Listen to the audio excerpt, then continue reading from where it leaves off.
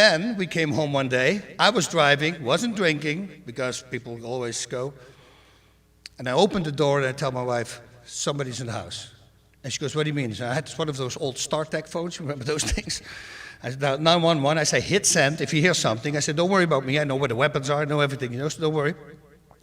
But I'm gonna have to check this out. So I'm walking in, and I just made a video about it where I explained it a little bit better, but there was this open kitchen on this side, the kitchen in the back, and there was a wall dividing it to the dining room here.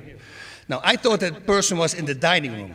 So I walked in here and I started making a lot of noise. Hopefully he would do the opposite, and then I would make a U-turn and catch him. Now, from the dining room area to the kitchen, there was a doorpost, and we had this really thick curtain hanging in there instead of the door. And while I'm coming around the corner, that curtain flies up against the ceiling. So I kept sprinting, right? So a person just ran through it, and there was nobody in the house. That was like, okay. That was weird. And it's not crazy that you go like, oh my God, you're freaking out. It's almost like you know there's something there.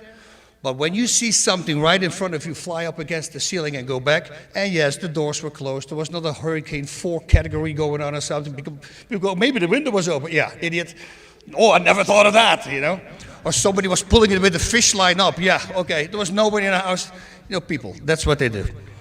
So now I knew something's going on. And I had to drive it out. So I did an exorcism. I didn't know anything. The power of Christ compels you. Remember I didn't know anything, so I didn't even mention Jesus. I was just standing there in the dining room area where it was always cold. I had a weird smell. And at 3 a.m., how the heck would I know 3 a.m. was the opposite of 3 p.m., but somehow I knew. And I just challenged it there for like 45 minutes, an hour. Said, go ahead.